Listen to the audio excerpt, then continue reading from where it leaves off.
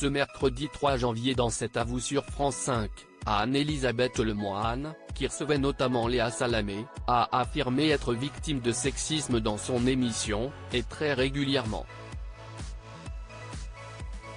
Chaque soir, Anne-Elisabeth Lemoine prend les commandes de cet avou sur France 5, un rôle de meneuse qu'elle occupe avec brio depuis septembre 2017, succédant ainsi à Alessandra Sublet et Anne-Sophie Lapix. Cette place de chef d'orchestre, au cœur d'une heure de grande écoute, n'a pourtant pas été acquise sans effort pour la journaliste de 53 ans, qui a débuté sa carrière à une époque où les femmes n'étaient pas toujours bien accueillies dans le paysage télévisuel. Dans une interview avec Téléstar en 2022, Anne-Elisabeth Lemoine réalisait la chance qu'elle avait eue dans son parcours. « Je présente une émission qui a toujours été animée par des femmes, pensée pour une femme et qui, je pense, va le rester. Ça a donc été un avantage de me prénommer Anne-Elisabeth plutôt que Bernard.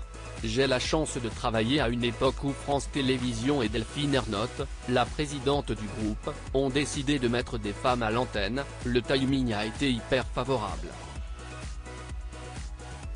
Anne-Elisabeth Lemoine avait évoqué les difficultés rencontrées à ses débuts. Se remémorant ses débuts dans le métier, Anne-Elisabeth Lemoine soulignait la période moins propice pour les femmes. « À mes débuts, être une femme n'était pas forcément un avantage. Le métier n'était pas aussi féminisé qu'aujourd'hui. Comme beaucoup de mes consoeurs, on m'a confié les questions de santé censées être plus féminines. Il y avait peu de femmes grands reporters, on nous mettait rarement sur les grosses actualités. Heureusement ça a changé. » Elle avait évoqué également le soutien de Marc-Olivier Fogiel, avec qui elle a collaboré pendant de nombreuses années. Marc-Olivier Fogiel, lui, s'est toujours appuyé sur sa complémentarité avec les femmes. Pourtant, ce mercredi 3 janvier dans cet avou sur France 5, Anne-Elisabeth Lemoine, qui recevait notamment Léa Salamé pour revenir sur l'actualité de l'année 2023, a évoqué le sexisme dont elle fait l'objet encore aujourd'hui. L'animatrice de France 5 affirme être victime de sexisme quasiment une fois par semaine dans cet avou, alors que Léa Salamé se confiait sur son métier et sur la présence désormais plus accrue de femmes notamment à la tête d'émissions matinales et dans les interviews de politiques. La présentatrice du talk-show de France 5 a temporisé cette évolution. L'animatrice de quelle époque a voulu connaître l'avis d'Anne-Elisabeth Lemoine sur l'existence du sexisme aujourd'hui dans les médias. Il y a plein de fois sur ce plateau où on répond à Patrick ou à Pierre et pas à moi, si est quasiment une fois par semaine. Alors peut-être que si est parce que je suis vraiment incompétente, mais si est peut-être aussi parce qu'ils considèrent qu'ils sont incompétents, a-t-elle dénoncé. Ça m'intrigue parce que j'avais une vision d'espoir.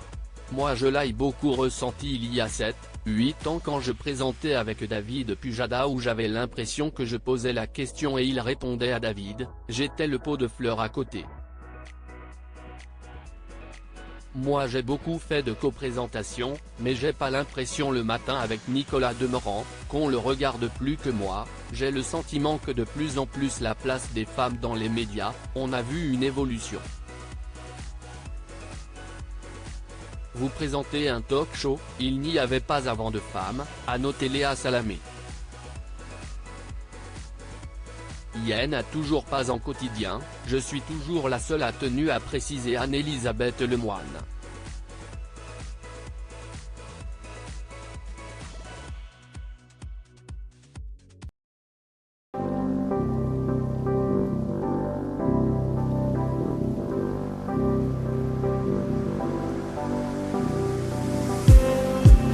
Just